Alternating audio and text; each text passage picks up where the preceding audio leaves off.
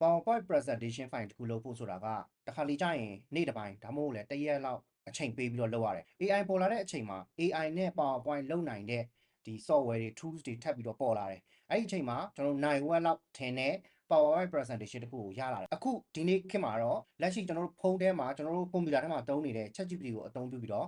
PowerPoint presentation file ကိုဘယ်လိုမျိုးရယူမလဲဘယ်လိုမျိုးထုတ်ခိုင်းမလဲဆိုတာကိုကျွန်တော်ဒီဗီဒီယိုမှာအသေးစိတ်ပြောပြပေးမယ်ဒီနေရာမှာတခုရှိတာကဒီ tutorial ကကွန်ပျူတာရှိမှပဲပို့ပြီးတော့အဆင်ပြေနိုင်မယ်ဖုန်းထဲမှာ ChatGPT တောင်းလို့ရတာဆိုတာမှန်ပေမဲ့ဒီကွန်ပျူတာမှာရှိတဲ့ file တွေနဲ့အလုပ်လုပ်ရတာဖြစ်တဲ့ကြောင့်မလို့ကွန်ပျူတာထဲမှာ ChatGPT application ကို install လုပ်တာအဲ့ဒါကိုကျွန်တော်တို့က file တွေပေးပြီးတော့ PowerPoint generate လုပ်ခိုင်းမှာပေါ့နော်ဘယ်လိုလုပ်ရလဲဆိုတော့ကျွန်တော်အသေးစိတ်ပြောပြမယ်အဲ့တော့ဒီမှာကတော့အရင်ဆုံးကျွန်တော်တို့က ChatGPT ကို install လုပ်ထားဖို့လိုတယ် MacBook ထဲမှာပဲဖြစ်ဖြစ်ဒါမှမဟုတ်လေကိုယ့်ရဲ့ Windows ကွန်ပျူတာထဲမှာပဲဖြစ်ဖြစ် ChatGPT ကို install လုပ်ထားဖို့လိုတယ်ပေါ့နော်ဒီဟာကကျွန်တော်ရဲ့ဒီ account ပေါ့နော် ChatGPT ကို install လုပ်ထားတဲ့ account အဲ့ဒီမှာနှစ်မျိုးရှိတယ်ပေါ့နော် ChatGPT ရဲ့ Codex ရယ်ပေါ့နော် Codex ခါကျတော့ကျွန်တော် application တွေရေးခိုင်းတာ coding တွေအတွက်အဓိကအသုံးပြုတာပေါ့နော် ChatGPT ခါကျတော့ကျွန်တော်ရဲ့လက်ရှိနေ့စဉ်အလုပ်တွေမှာထပ်ခါလုပ်နေရတဲ့အလုပ်တွေကိုတိတိကျကျနဲ့အမြန်ပြီးအောင်ကူညီခိုင်းတာပေါ့နော် ChatGPT ကိုကူညီခိုင်းတာပေါ့နော်အဲ့တော့ဒီနှစ်ခုရှိတဲ့နေရာမှာကျွန်တော်ဒီဟာကိုပဲယူလိုက်တယ်ပေါ့နော်ဒီမှာကျွန်တော်ရေးထားတဲ့စာအုပ်တစ်အုပ်ရှိတယ်ပေါ့နော်အဲ့တော့ဒီ digital doctor ဆိုတဲ့စာအုပ်တစ်အုပ်ပေါ့နော်အဲ့တော့စာမျက်နှာ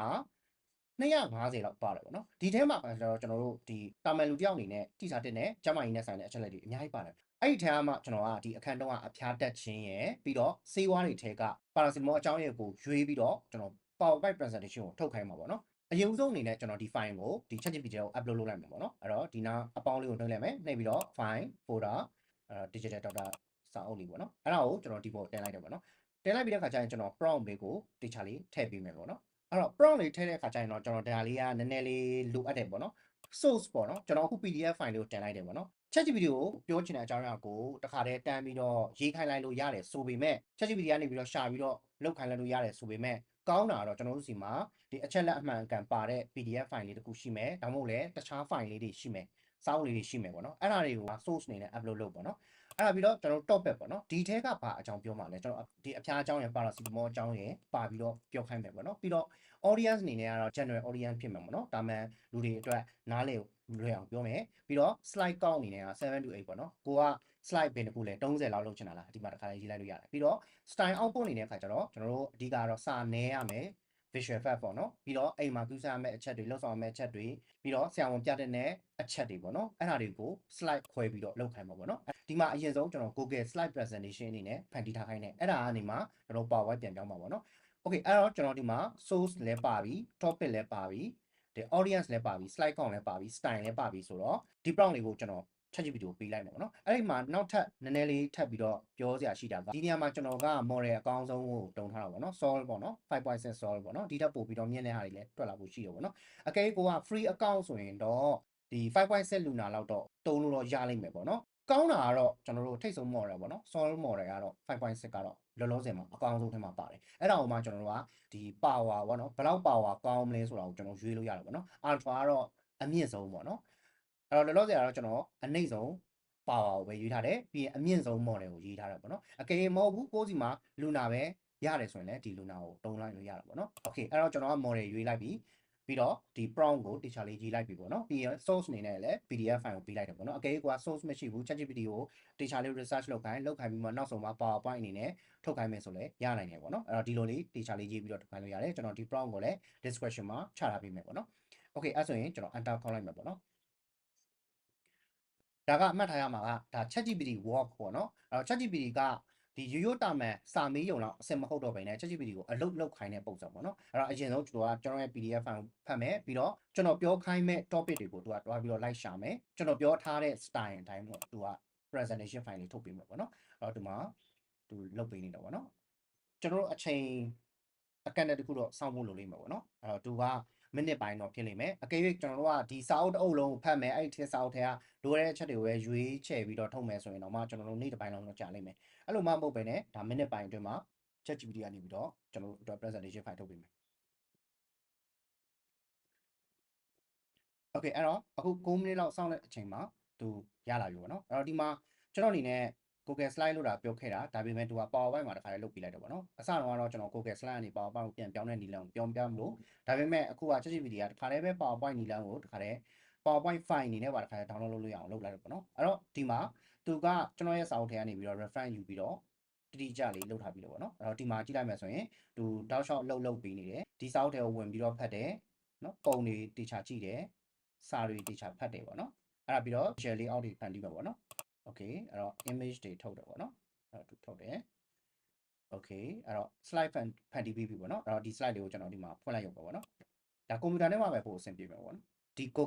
Google ထဲမှာတခါတည်း slide လုပ်ပြီးသွားပြီပေါ့နော် slide လုပ်ပြီးသွားပြီဒါက ChatGPT ကပဲလုပ်ပေးတာပေါ့နော်ကျွန်တော်တက်တီးတက်လုပ်ပေးတာမဟုတ်ဘူးကျွန်တော်ရဲ့ဒီ PDF file ထဲကနေပြီးတော့တခါတည်းလုပ်ပေးလိုက်တာပေါ့နော်အဲ့လိုမှမဟုတ်ဘဲနဲ့ကျွန်တော်က PowerPoint file ကိုတခါတည်းဖွင့်လိုက်မှာပေါ့နော်ဒါလေးကိုတစ်ချက်လောက် click လုပ်လိုက်ပါပေါ့နော်အဲ့တော့ဖွင့်လိုက်မယ်ဆိုရင်ဒါတခါတည်းရောက်သွားပါပေါ့နော်အဲ့တော့ဒါ PowerPoint file ပေါ့နော်အဲ့တော့ကျွန်တော်တို့ကဒီ file ကို download လုပ်ပြီးတော့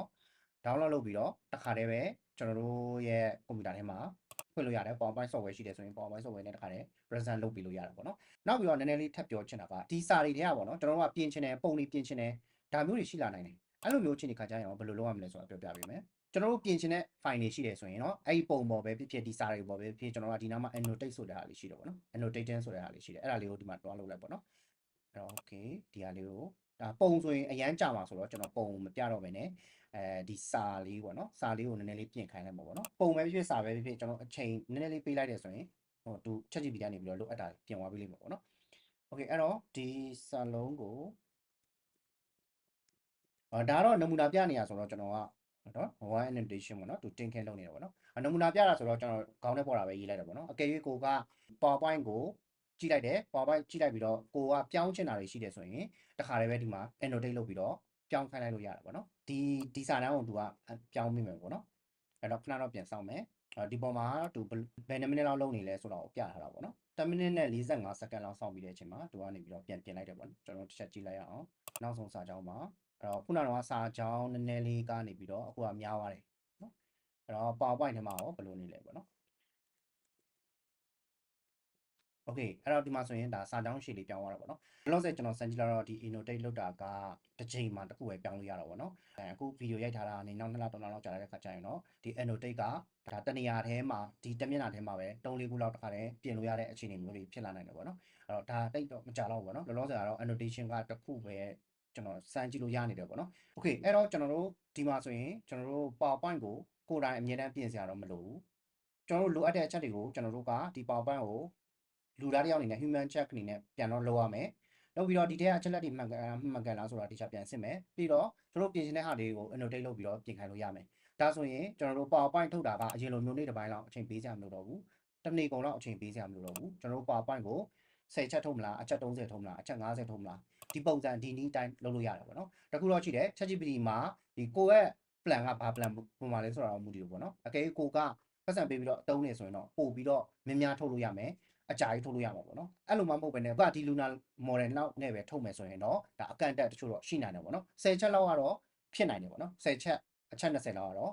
အရန်ကြီးကန့်တက်ချက်တော့ရှိမှာမဟုတ်ဘူးဖြစ်နိုင်တယ်ပေါ့နော်အဲ့တော့ကျွန်တော်ဒီမှာပြထားတဲ့အတိုင်းပဲဒီ ChatGPT ကလောက်တာကမိနစ်ပိုင်းအတွင်းမှာပဲကျွန်တော်တို့အတွက် PowerPoint ကောင်းလေးလုပ်ပေးနိုင်တယ်ဒီတော့တနေ့ကုန်စာအုပ်ထိုင်ဖတ်ပြီးတော့ဒီစာအုပ်ထဲကအချက်လက်တွေကိုကျွန်တော်တနေ့ကုန်စာကြောင်းရေးပြီးလိုက် slide ပြင်လိုက်ပုံလိုက်ရှာလိုက်နဲ့လုပ်ကြရမလို့တော့ဘူးမိနစ်ပိုင်းအတွင်းမှာပဲ ChatGPT ကကျွန်တော်ဒီလိုချင်တဲ့ presentation ကိုကျွန်တော်တို့လိုချင်တဲ့ပုံစံအတိုင်း instruction ပေးပြီးတော့လုပ်ရနေပါပြီအဲ့တော့ကိုတိုင်းတခြားလေးစမ်းကြည့်ကြည့်ပါကန့်တက်ချက်ကတော့ဖုန်းတွေမှာလုပ်ဖို့မလွယ်ဘူးကိုယ့်ရဲ့ကွန်ပျူတာမှာလုပ်မှာပဲအဆင်ပြေပါလိမ့်မယ်ဗီဒီယိုဒီကြည့်ရတဲ့အကြောင်းလို့ကျေးဇူးတင်ပါတယ်အကယ်၍မိတ်ဆွေအနေနဲ့ AI တွေအကြောင်းကိုတခြားနားလဲချင်တယ်ဆိုရင်တော့ကျွန်တော်ဖွင့်ထားပြီးတယ် AI for business ဆိုတဲ့ဒီအခြေခံတင်တန်းရှိတယ်ပေါ့နော်အဲ့ဒီတင်တန်းကိုတက်ချင်တယ်ဆိုရင်တော့အခုလောလောဆယ်ကျွန်တော်တင်တန်းကြီးတနဲ့တက်ခွင့်ရအောင်စီစဉ်ထားပေးတာရှိပါတယ်မိတ်ဆွေအနေနဲ့ဒါကိုစိတ်ဝင်စားတဲ့ဆိုရင်တော့ကျွန်တော်ရဲ့ဒေါက်တာထွန်းစင် page messenger မှာလာရောက်ဆောင်စမ်းနိုင်ပါတယ်ကျေးဇူးတင်ပါတယ်အဆက်အစရအဆင်ပြေပါစေမင်္ဂလာရှိတော်နေလေးပြပါစေ